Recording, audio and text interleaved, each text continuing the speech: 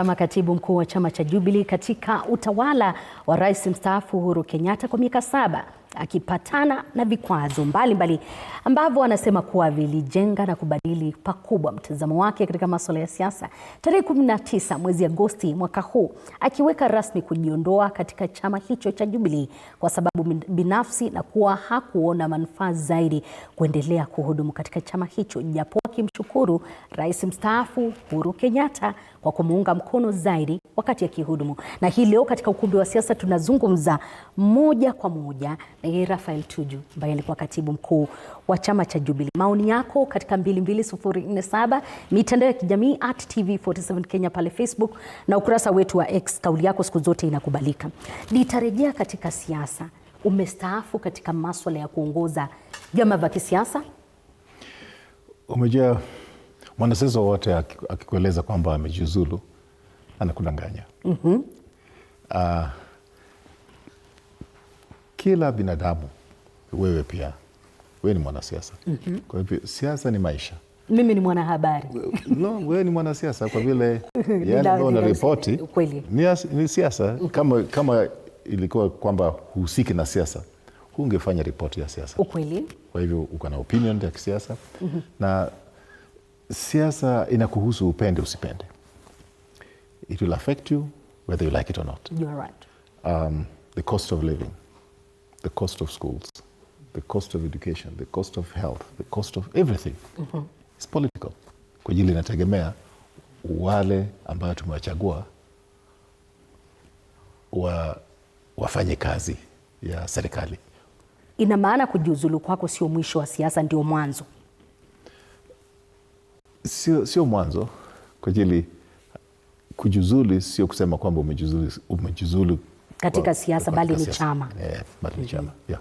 Ina maana kwamba Raphael Tuju tutamuona katika vyama vingine vya kisiasa katika siku za usoni, na hapo ndio nikakuuliza kuhusiana na iwapo umetafutwa na yeyote yule kuongoza chama chake cha kisiasa ama mrengo wote wa kisiasa. Ndio kutafutwa, kuna wale wanasiasa ambao sisi huongea nao. Wengine ni marafiki zangu, lakini kile ambacho ningependa kuongea juu yake ni kwa mfano yale ambayo tumeona kwa TV kwa wakati huu. Tumeona kule Nchiru, Meru, vijana wako katika barabara, na kuna kitu ambayo kwa Kiingereza tunaita youth population bulge. Youth population bulge ni kwamba, yani nikisema kwa kimombo, rate of population growth imekuwa zaidi ya growth of economy for 40 years. Wakati mmoja tu tuliweza kufanya ile growth ya economy ikafika 7.2%. Ilikuwa mwaka wa 2007 wakati wa Kibaki. Ilikuwa mara moja tu kwa hizi miaka zote 60 na kitu, ni mwaka moja tu ambayo tuliwahi kufika ile economic growth ambayo inatakikana pamoja na watu. Kwa hivyo yale ambayo yanatendeka kwa wakati huu, majenzi,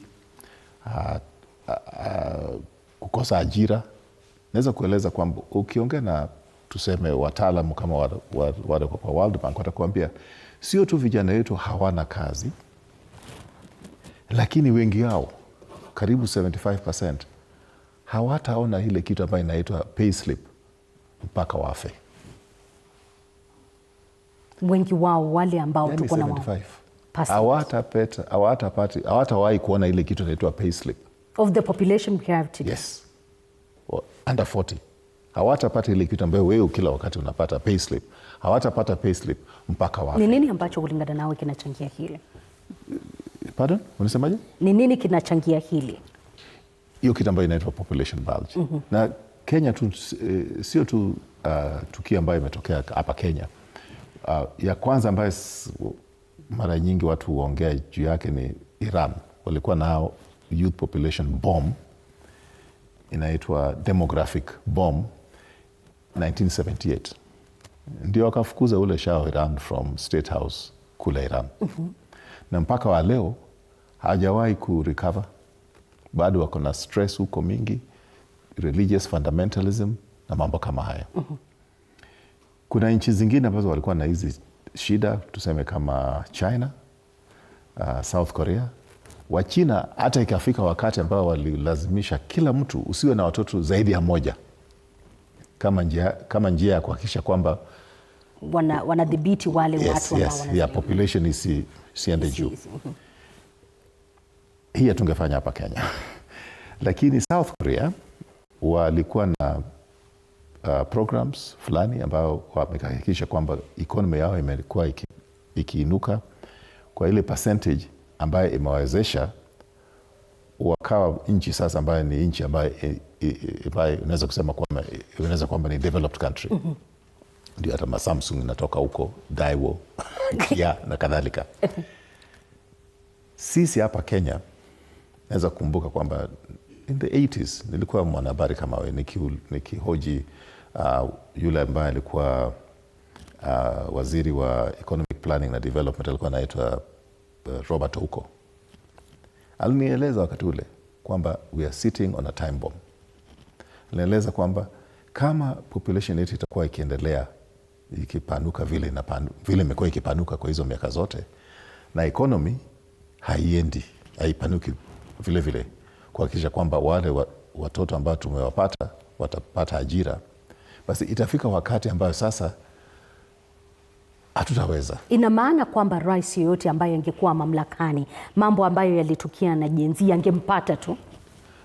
Lakini sasa kama umeangalia kwa TV kule Nchiru, huko president anahusika kwa njia gani? Ni kwa vile hao vijana they are hopeless, hawana la kufanya, na uende Ukambani, uende Nyanza, uende Meru, uende Nyeri, uende Kiambu, we have a youth population bulge. Na unfortunately viongozi wetu badala ya kuconcentrate kwa hiyo, ni midomo tu. Kila mtu anadanganya tribe yake. Umejua tribe yetu wakipata uongozi, basi watoto wetu watapata ajira, watoto wetu wataajiriwa kwa polisi na kadhalika. But it will not be enough. Kwa vile naweza kueleza kwa mfano, kila mwaka wale vijana, wale watoto wetu ambao wanamaliza form 4 ni milioni 1. Lakini serikali kila mwaka wanaweza tu kuajiri 100,000. Less than 100,000. Private sector wakijaribu sana, formal private sector labda 100,000-150,000. Wale ambao wamebaki wanaenda wapi? Ndio wale ambao tunawapata kule mitaani. Na umenikumbusha wiki hii Nairobi imeshuhudia visa vya utovu wa usalama ama insecurities, na ambayo imekuwa changamoto kubwa, na baadaye tukaona maafisa wa polisi na idara ya polisi ikijikakamua kutafuta suluhu. Lakini nikawa nikijiuliza ni wapi ambapo we are getting it wrong katika masuala ya kupambana. Umekuwa katika taifa hili, na uzuri ni kwamba umehudumu pia katika cabinet. Yes. Kwa mfano katika habari ya leo hiyo ya Nchiru, na pia kumekuwepo na Nairobi, tume na tukio kule Elgeyo Marakwet. Actually ningependa kusema, nitakuwa nikiongea Kiswa kinge kwa vile kuna msamiati fulani ambayo siwezi kuexplain that's okay kwa Kiswahili.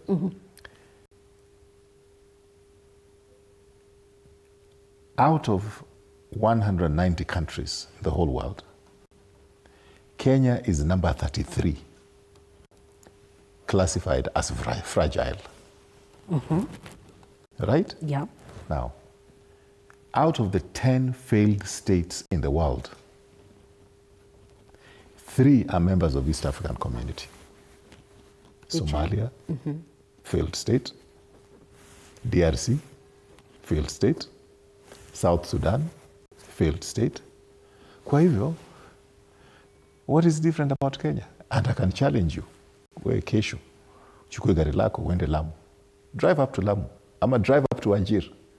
Ama drive up to Elgeyo Marakwet past Pokot hapo, uingie hapo Baringo, uende Turkana with your car. Utaweza? Haiwezekani. Kwa nini? Maanake kuna visa vya utovu wa usalama. Ina maana kwamba hapo ndio tunaelekea? Precisely. So 2/3 of the country you can't go. 2/3. I'm not even talking about Mandera. 2/3 of the country geographically are a failed state. The only thing ambayo unaweza kusema bado ni Kenya ni kwa vile wanatumia Kenya currency. But when there's breakdown of law and order, how can you say it's a failed state na tuko na rais na naibu wake na tuko na full cabinet? No. Nimekuuliza. Unaweza enda wajiri kesho? Kweli ni kwamba masuala ya usalama ni kitu ambacho pia kina changamoto. Failed state does not happen all of a sudden. It's gradual. Failed state inaanza na tuseme kwamba, for example, corruption katika executive, corruption katika judiciary, corruption in legislature. Ama nasema uongo? Rais William Ruto alisema kwamba umenikumbusha swala la corruption and also I was coming there. Ni kwamba Rais William Ruto alisema kwamba kuna ufisadi kule bungeni, akaita judiciary jurispesa, lakini hakuzungumzia lolote kuhusiana na executive. Ila swala la ufisadi wakati ambapo ulikuwa unahudumu katika serikali iliyopita, wakati mmoja Rais Uhuru Kenyatta mstaafu alisema kwamba tunapoteza shilingi bilioni 2 kwa siku, mnataka nifanye nini? Hivyo basi swala la ufisadi ni kitu ambacho tumeshindwa kukabiliana nacho. Is there any goodwill? Well, it's not my business. You have this country as a leader. Yeah, that's why I'm talking with you today. Because if I was not concerned, I would not be talking about it. But I've told you about 3. If there's failure in the legislature, if there's failure in the judiciary, especially the judiciary, and if it's failure or dysfunctional executive, then you're on your way towards failure. Then if you're not able to provide education, and if you're not able to provide health for your people, and if you're not able to provide security for the whole country, and then if you have serious unemployment, endemic poverty, right? Then out of 10, you have already fulfilled. You've ticked all the boxes, which if you just tick the other 2, then you're a failed state. You call Kenya a failed state? No, I've not called it Kenya a failed state, but we could become a failed state because the indication is that there are certain parts of the country, like what you're seeing on TV today. Or is this new? It is. There are certain parts of the country where you can't go unless you have special security arrangements. You had President William Ruto on matters corruption. Do you think there is the goodwill to fight corruption in this country away from just naming and calling institution? I have no barometer with which to measure the goodwill. Either way, you've been a leader and you've seen what has been happening in this country. This has been something which has been talked about from where you're seated. But the problem is that some of the people who are talking about these corruption issues, they should look at the mirror. That's a fact. It is in the legislature, it is in the judiciary, and it is in the executive. Right? So it's the church as well. So it's a society problem. What is the way out of this great menace? Kenyans have to decide what they want. There have to be enough upright people who say that we don't accept any more of this. But if Kenyans themselves say, look, that is our thief, especially tribe, you know, if I steal today and then my tribe begins to say that, no, hata kama nimeiba, lakini mimi ni mwizi yao, so I should be left alone. That's part of the problem. In fact, the main problem in this country is what I call ethnic mobilization. Ethnic mobilization is what defines this country. You speak of ethnic mobilization and it reminds me wakati ambapo ulikuwa unajiuzulu katika chama kile cha Jubilee. Ulisema kwamba ulihudumu wakati ambapo kulikuwa na masuala ya ukabila. And it reminded me, ili swali nikasema nitakuuliza kuhusiana na iwapo hili taifa liko ready kutoka kwa those tribal cocoons tukiingia katika uchaguzi ambao tunaelekea. I pray so. I can just pray so. Why? And there's hope. I think the Gen Zs, you know, however you want to put it, they say they're tribeless, they're partyless, and therefore there is hope that there is another generation that may look at things out of tribe. in my generation, if you dared to think out of the tribe, it was a political risk. I lost my own election in Rareda constituency because I dared to associate with the President Kibaki, who was Kikuyu, and yet I came from a Luo constituency. There was absolutely no other reason why I had problems in my constituency. It was simply because I refused to succumb to the centrifugal force of the tribe. And that is still a problem today. I meet a lot of young people. They want to contest. They are very good young people, Gen Zs, who want to contest, but then when they come to me for advice and they're telling me, can I get into a party which will not create a wave in my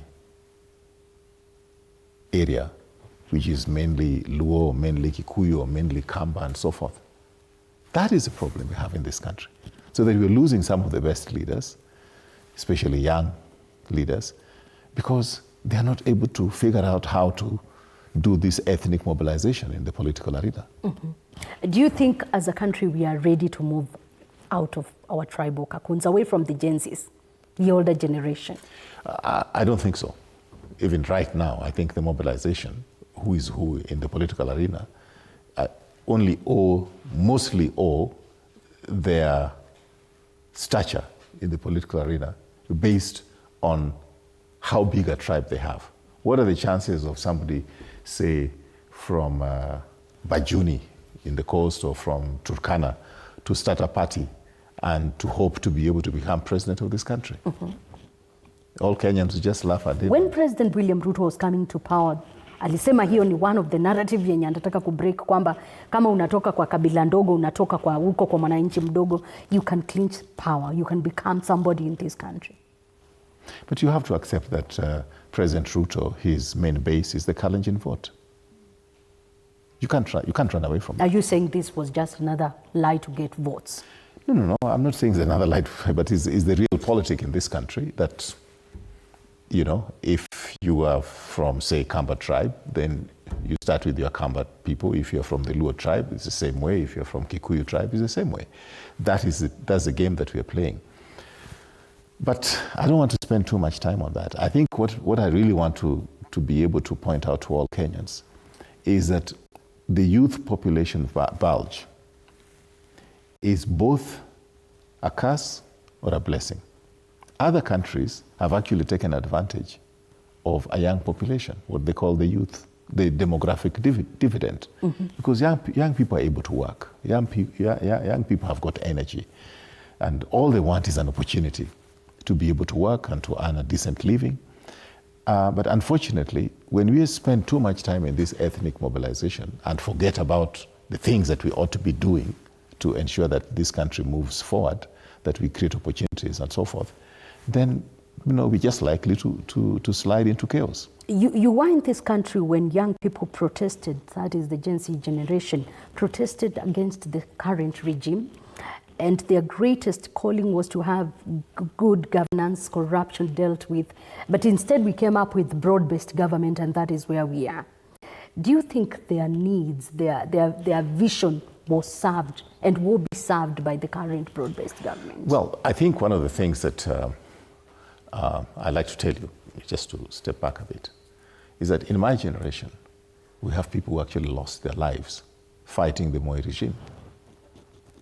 We have many people. I've got former classmates like Madawiro Muganga who were in exile and they were jailed. I have people like Oduor Ongwen, who was jailed, Oginga Ogego, who took 8 years as a political prisoner. He's the longest serving political prisoner in post-independent Kenya. We have Wafula Buke. We have Titus Adugosi, who actually died in jail. These were kids in the age bracket of between 21, 23, 24 max.